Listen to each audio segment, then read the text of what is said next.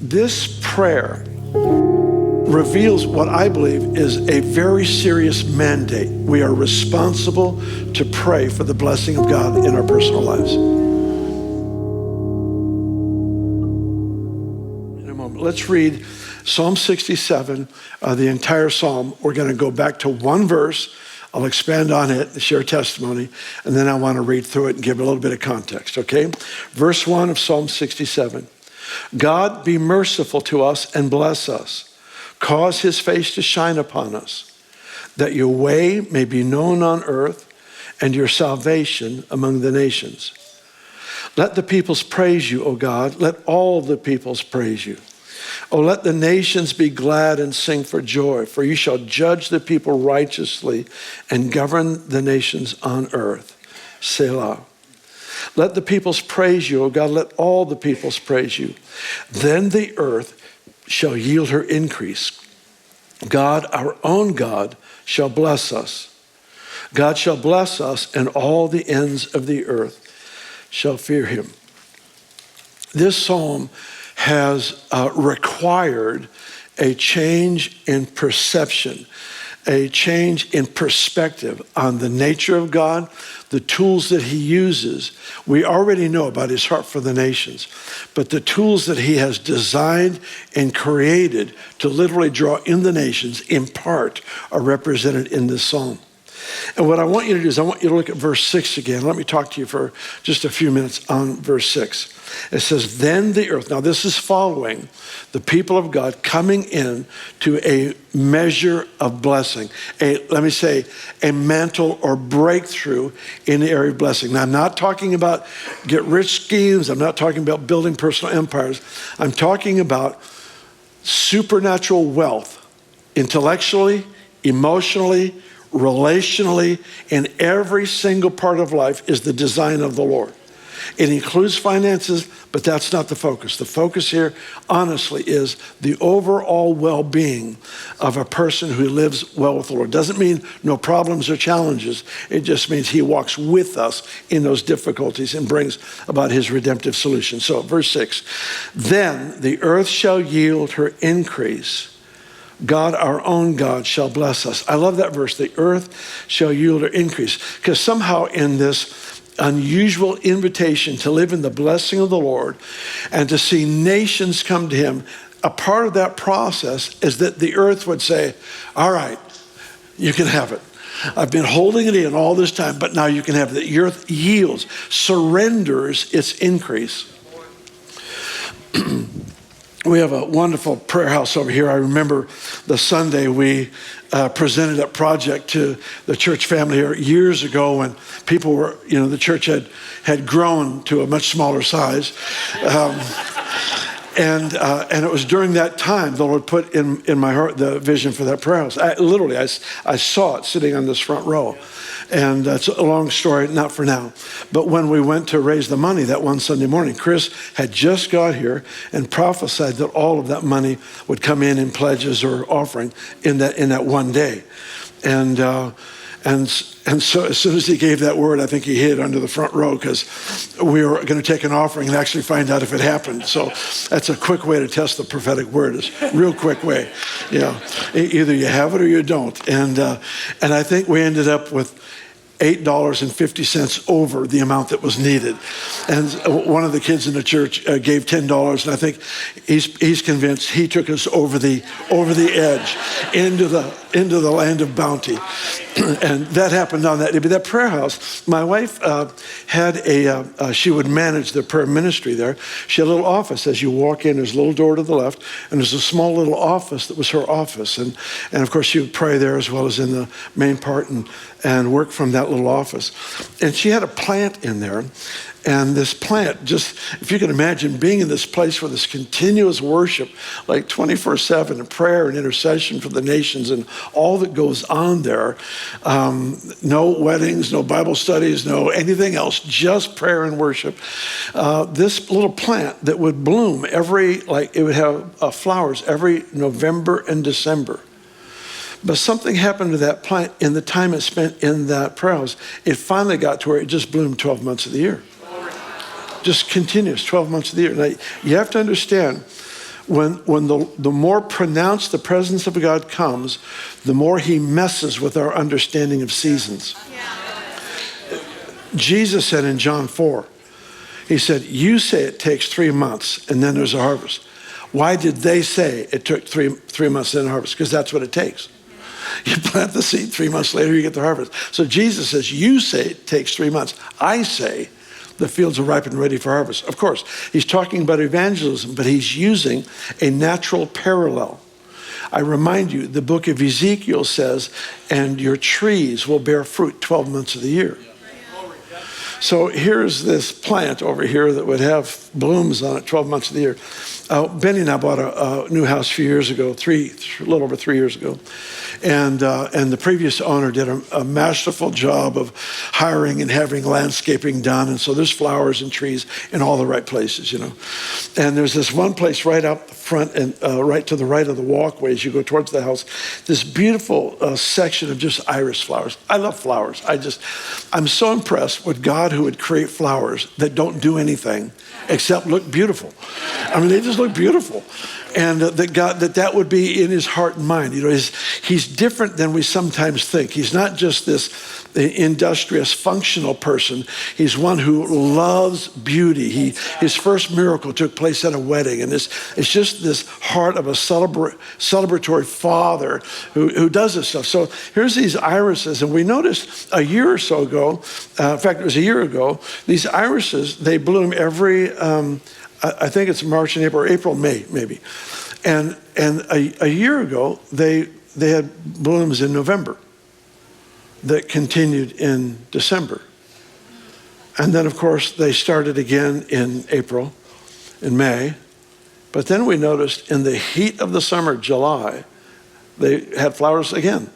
And then in August, in the smoky heat of August, flowers again. And September, and they've got flowers. In fact, after this Noah's flood that took place here just recently, competing with Noah's, exaggeration, but only slight. After that, it just threw up a whole bunch more flowers. And so we've got this iris plant in front of our house that is now giving us beautiful flowers, basically 12 months of the year. What is it? I feel like little tiny things like this are signs to catch our attention that there's a shift in season in which he's going to function outside of nature, outside of the boundaries. It's not that nature and those responsibilities aren't fit. They are, but they are not limiting. They don't limit him. And I felt I was honestly to prophetically declare a shift in seasons where things would happen unusually so in the area of harvest and personal increase. I have a friend, I won't mention his name just to keep the focus away from him. I'm not sure he'd appreciate it. But he has thousands of orange trees. And these oranges, we have an orange tree at our house right now that our previous owner made sure was planted. It's gorgeous, and it has oranges right now. I just ate a couple this week from. And so November, December, I think January, we have oranges. But my friend's orange trees, I think he's got like 12,000 of them. Half of them have oranges in like July and June. The wrong season. And they're worth like 10 times, I think it's 10 times, a huge significant increase of the value of each orange. They're also the best quality possible, and he harvests them in the wrong time of year. Nobody has them that time of year except for him. He does have a whole bunch of pastors that walk through these orange trees praying continuously. It might have something to do with the change of season. But then he told me, almost in hushed terms, that he has, I forget now if it's 6 trees or 12 trees that actually bear oranges 12 months of the year. I feel like there's some of these things are starting to happen. It may be completely different for you, but it'll be simply a lesson to increase the awareness that God's seasons are different than ours. And they are never restrictive. They are always avenues of expression. There are times for him to reveal his heart and his abundance. Now, go back to this Psalm 67, verse 1. God be merciful to us. Boy, it all starts with mercy. Mercy is when we don't get what we deserve. Grace is when we get what we don't deserve. God be merciful to us and bless us and cause his face to shine on us. That phrase, cause his face to shine upon us, is a prayer for the favor of a loving Father, his countenance to actually be seen on our countenance. That his delight over us would be actually seen in evidence on our own expression, the way we do life. This prayer reveals what I believe is a very serious mandate. We are responsible to pray for the blessing of God in our personal lives.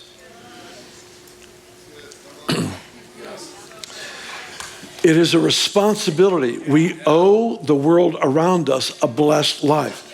Now again, I'm not talking about materialistic empires. I'm talking about pursuing the favor of God manifested on our lives, because the next verse says that your way would be known on earth. They won't know what kind of father you're like unless you do something unusually bountiful with my life, with my relationships, with my health, with my finances, with favor, open doors. All these things are supposed to be marked with an unusual sense of favor and blessing. And we owe each other that kind of personal prayer life. God, bless me. Let it come from your mercy, God. Bless me. Cause your face to shine on me. Otherwise, they won't know what kind of a father you are. But notice the next phrase. It says, and your salvation to the nations. Goodness gracious. Is it possible that a last day revival, the harvest, the billion-soul harvest, at least in part comes because the nature of a perfect Father was seen upon a people that hosted and carried his favor and his blessings well? It's the calling card. It's the invitation, if you will. Hey, I have a Father. He really cares for you as much as he cares for me. I want you to know what his favor looks like. I want you to know what his blessing looks like. He'll make a complete difference in your home, in your marriage, in your business. That's what we live, is we live in this privileged opportunity to introduce a perfect Father to a world, a planet of orphans, to be frank. Then verse 3 and 4 just talk about this, what happens when the nations come to the Lord. They bless the Lord. They live in joy. The nations are healthy. And then we get down to verse 5. Let the peoples praise you. All the peoples praise you. Then the earth shall yield her increase. God, our own God, shall bless us. Here's what I want you to notice. Verse 1 says, God, please bless us. Verse 6 says, God shall bless us. There's a point in your prayer life where you stop asking and you start decreeing. There's a point in our prayer life where we stop asking. I can feel it. There are times in my own time with him, it feels as though if I ask again, it will be an offense. I don't mean he's angry at me. I mean, I'm not tapping into the moment he created for me, because there's a point where it's fruitless to ask, because it's been settled. It now must be decreed. And it's in the decree that things, the purposes of God, actually begin to unfold in a realized fashion. Jesus did this before he ever healed anyone, before he ever opened blind eyes or caused the lame to walk or anything. He declared in Luke 4, the Spirit of the Lord God is upon me, because he has anointed me to preach the gospel to the poor, open the blind eyes, recovery of sight to the blind, the healing of the lame. He made the decree before anything happened, because he was acknowledging this is what's happened to me and this is the reason. And I'm telling you, folks, decree over your own life. I am blessed by God as a testimony to the nations, because the billion soul harvest I get to be involved in. I have a role. I have a part to play, because the favor of God is on my life. And there is someone that's going to see it. That's right. I don't mean we all get broadcast on the news. Who would want that anyway? But somebody is going to see it. Another family, another individual is going to see there's something unusual resting upon that person. And it's the attractant. It's the invitation, if you will. It's on your life and mine. And here it is. God shall bless us. God, our own God, shall bless us. God, verse 7, God shall bless us. And here's a prophetic decree. And all the ends of the earth shall fear him. Don't get messed up by that fear, because the fear of God in a right sense draws us to him. The fear of God in a perverted sense repels people from him. That's right. So that was worth the entire day right there. This right here is a decree. It's a prophetic decree that says God shall bless us. In fact, say this with me. God shall bless us.